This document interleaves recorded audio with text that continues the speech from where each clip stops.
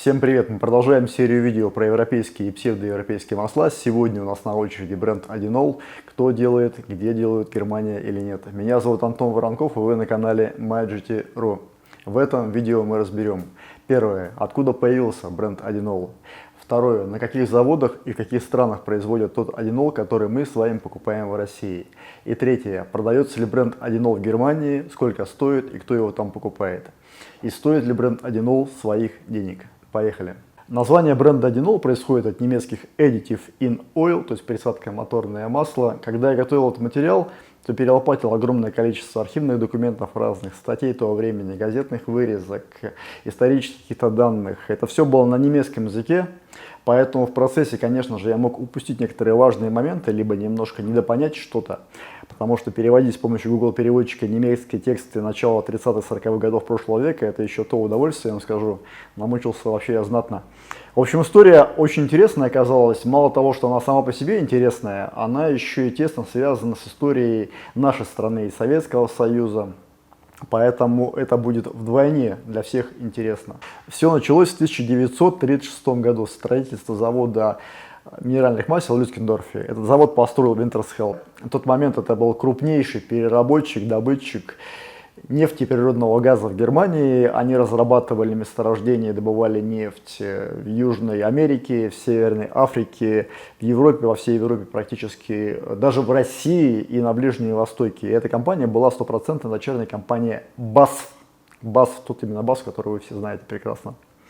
Компания существует до сих пор. Она буквально недавно, в 2019 году, по-моему, объединилась с DEA, еще одним крупнейшим игроком германским, и сейчас называется Wintershall Dea. И до сих пор у них 60% акций принадлежит корпорации BASF. Завод в Люскендорфе был построен с помощью и с подачи национал-социалистов. В 1937 году завод это производил уже 75 тысяч тонн продукции. Это были и масла, и смазочные материалы разные, топливо. Это много по тем временам. В 1941 году они там построили крупнейший в Европе на тот момент топливный бак. Он был объемом вместимостью 20 тысяч кубометров. Представьте себе только этот бак.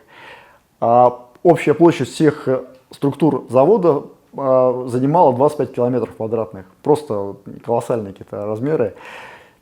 При этом все это строительство обошлось в 500 миллионов евро по нашим деньгам, если в сегодняшние деньги перевести. Это очень большой был серьезный завод. Естественно, названия Одинол на то время еще не было, поэтому завод выпускал продукцию под другими брендами. Было два вида топлива, это Ниталин и Нитал, и моторное масло под брендом Витамол. Вот так вот оно выглядело. Такие баночки были интересные. Колоссальные темпы строительства и развития крылись в хороших отношениях с нацистским режимом. Из истории слов не выкинешь, и было много того, о чем сейчас стараются не упоминать, не рассказывать, не указывать в брошюрах и лишний раз об этом промолчать. Но были и подневольные рабочие, узники лагерей и многое-многое другое, потому что это было время войны.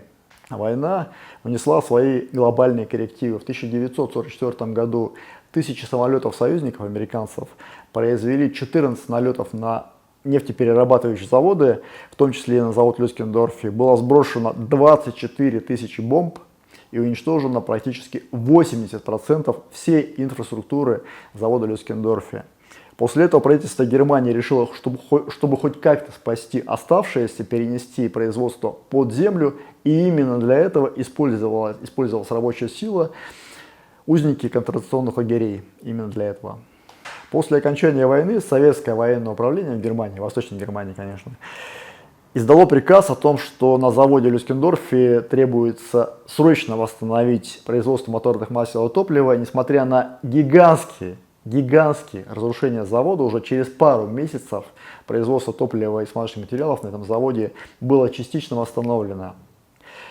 Все партии первых продуктов, которые были произведены на этом заводе, отправлялись в Советский Союз в качестве репараций.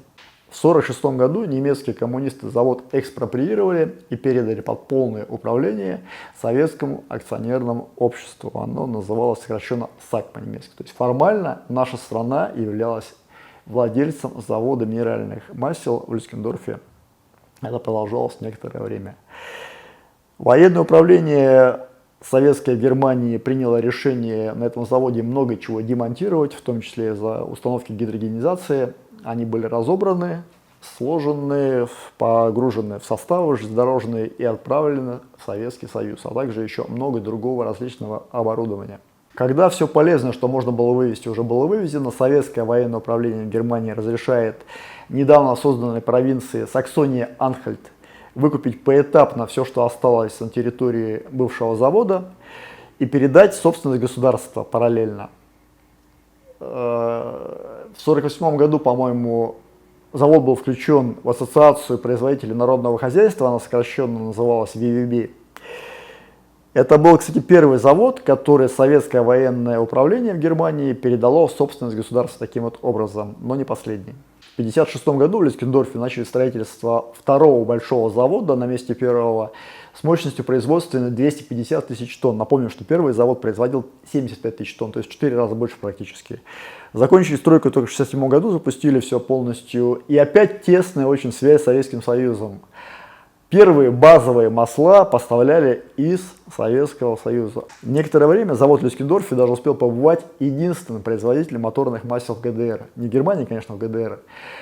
Всю продукцию в основном они продавали через основного своего заказчика. Это крупнейшая немецкая компания Минол. Вот так вот выглядели и грузовики, например. Я в этой компании обязательно расскажу в ближайших роликах про немецкие масла. Свой бренд собственный Одинол завод начал производить только в 1974 году. Именно с производства началось присадок моторное масло. Вы помните, да, что название бренда Одинол шифровывается как Additive in Oil, то есть присадки в масло. В 1976 году было построено несколько установок гидрокрекинга и началось производство уже моторных базовых масел. Это масло и присадки в Германии были достаточно широко известны и популярны на тот момент. То есть по факту датой рождения бренда Одинол нужно считать 1974 год. К концу 80-х на заводе производилось огромное количество смазочных материалов, но все было плохо, сказывались последствия плановой экономики. Оборудование было изношено просто катастрофически, оно давно не модернизировалось, а станки не обновлялись, все было на том же самом уровне, что и 20-30 лет назад. Завод резко перепрыгнул от плановой экономики и коммунизма к капитализму, и просто он не был готов к новым экономическим реалиям, ни управленческий состав завода, ни рабочие, ни оборудование. Поэтому правительство, понимая эту ситуацию, потому что они постоянно доносили и рассказывали, приняло решение через свои аффилированные структуры нанять консультантов, их было нанято очень много, нанимали их, естественно, в Западной Германии, потому что там были консультанты, которые в этом очень хорошо разбирались. Консультанты приехали, посмотрели, развели руками и сказали, что завод тут особо не спасешь уже ничем, его нужно либо объединять с какой-то крупной нефтеперерабатывающей, нефтедобывающей структурой, то есть вводить в эту структуру плавно, либо просто закрывать, потому что модернизировать его будет очень-очень и очень дорого. Это было время политических потрясений, и пока политики спорили между собой, ругались, на заводе проводили массовые увольнения, на заводе избавлялись от ненужных активов, и производство сократилось с 800 тысяч тонн до 65. То есть, развалили завод по факту, по большому счету. Представляете себе, больше чем в 10 раз сократили производство смазочных материалов. Инвесторов искали очень долго. Никто не хотел брать вообще такие активы, они нафиг никому были не нужны. Даже бывший владелец Wintershall и то отказался, хотя бы прилагали там субсидии государственные. В итоге удалось сбагрить завод штату Саксония-Анхальт, при этом еще добавили там от государства кучу субсидирующих денег. С одним условием, чтобы Саксония-Анхальт занялась очисткой от нефтяного загрязнения территории, прилегающей, и модернизацией завода. Модернизацию завода не провели, деньги потратили практически основную львиную долю на попытки очистить территорию, прилегающую от нефтяных загрязнений, а так как это были катастрофического размера загрязнения, то, соответственно, весь бюджет сожрало очень быстро. Завод полностью захерился, и в 1996 году правительство решило завод демонтировать и полностью остановить производство. Завод обанкротили, оставшееся оборудование демонтировали, все нафиг снесли. Но остался еще один очень интересный инвестиционный актив для многих. Это бренд Одинол, который на то время был в Германии, в восточной части Германии, достаточно раскрученный. Его многие знали, он был узнаваемый. Рекламировать его особо не требовалось, только производи да продавай.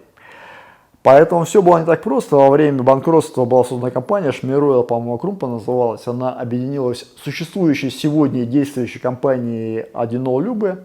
И в итоге Одинол Любе получила все права, патенты и технологии на производство и на торговую марку под брендом Одинол.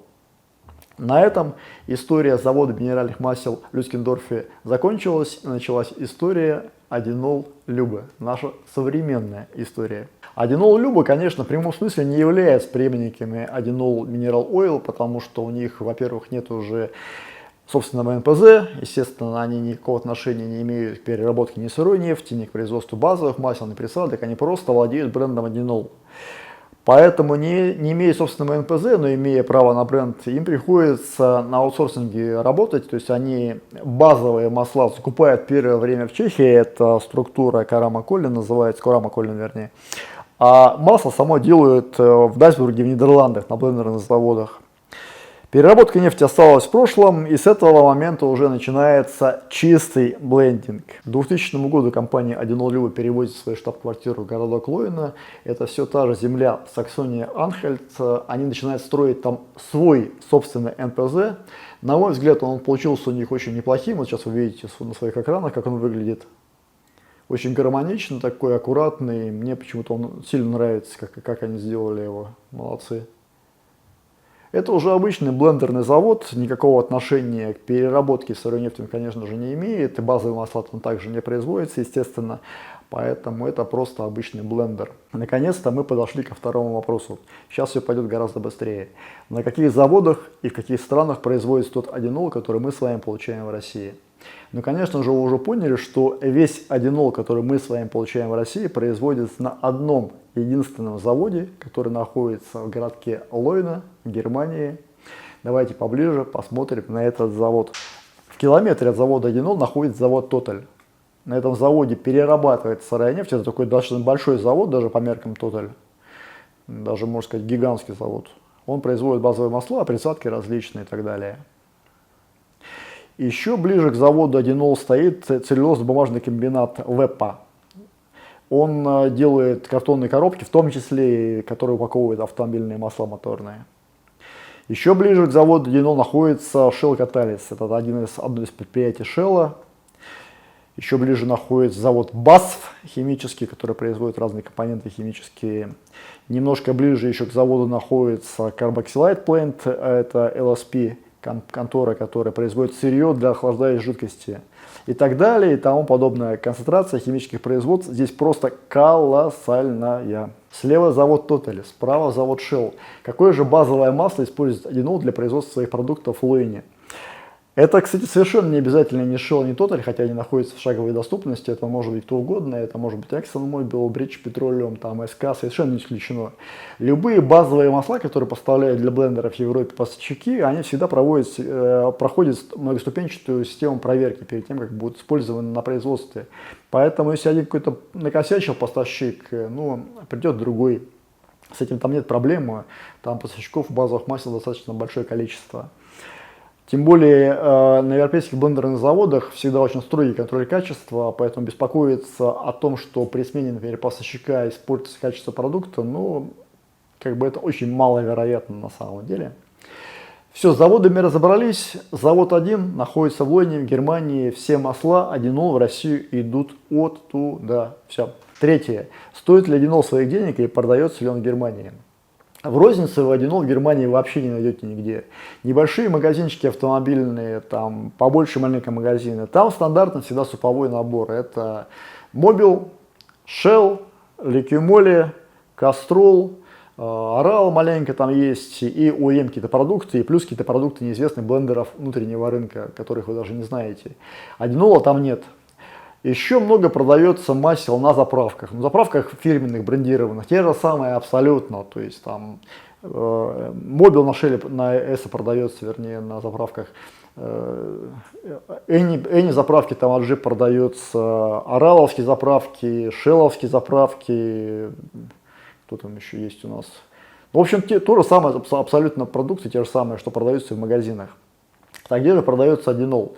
Одинол можно найти в крупных интернет-магазинах немецких. Вот, например, для примера один из таких магазинов, это Motoroil Bilger называется. Или здесь, вот в этом магазине, например, тоже неплохой магазин, большой, немецкий. Ну и, конечно же, на сайте, на официальном Одинол Shop. Там, кстати, сайт работает у них очень хорошо. При заказе там доставка максимум 2 дня по всей территории страны, где бы вы ни находились, неважно. Физически Одинол можно найти только в магазинах Аби, или Оби, как они правильно называются, в России, кстати, они, по-моему, тоже где-то уже есть. Вот. И в некоторых других еще магазинах, которые такие многофункциональные, которые занимаются продажей всего и для всех там всякие там садовые, там оборудование, всякие материалы строительные и так далее. Там тоже Одинол присутствует. Вот, пожалуй, и все. То есть практически физическое его наличие можно найти только вот в этих магазинах, либо строительных каких-то магазинах, либо магазинах сети Оби или Оби. Как к бренду Одинол относятся сами немцы? Ну, старое поколение, особенно те, кто родился и вырос в Восточной Германии, ГДР бывшие, они, конечно же, бренд узнают этот, они его знают, они его помнят, потому что он там продавался, и, ну, в принципе, продавался достаточно неплохо в те времена. Новое поколение, ну, давайте, чтобы не быть голословными, зайдем на самый популярный немецкий автомобильный форум, называется Motortalk. Я там зарегистрирован, и просто прочитаем с вами подряд по порядку посты, которые посвящены Одинолу. Я просто ввел в поисковике Одинол, у меня вылезло 588 страниц, и на каждой из этой страниц примерно по 10 постов, в которых есть слово Одинол присутствует. Поэтому, поверьте мне, это дофига. Как бы люди его обсуждают и о нем говорят. И просто по порядку прочитаем посты, я их не сортировал никак абсолютно, просто по порядку читаем. Первый, ну, перевод, конечно, естественно, с помощью Google переводчика сделан. Первый, значит, пост. По моему опыту, Одинол — это хорошее среднее по очень привлекательной цене, бла-бла-бла, не больше, не меньше. То же самое, что и с другими маслами. Я до сих пор не понимаю, почему Одинол так представлен тут. Второй. Я сравнил несколько масел для своего BMW и могу выбрать одно из них. Одинол, Shell, Total, Motul. Цена указана как общая, так и Одинол. То есть человек сравнивает, выбирает среди, значит, Shell, Одинола, Total или Motul.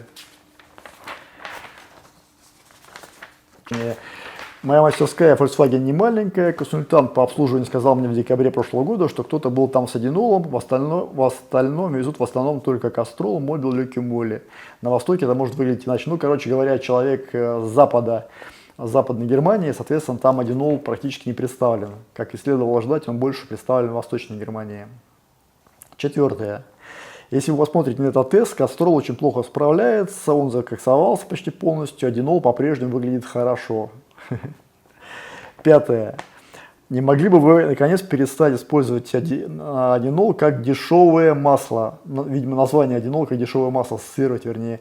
Недорого и хорошо по согласованию не значит дешево. Вы постепенно раздражаете свои ненависти к Одинолам.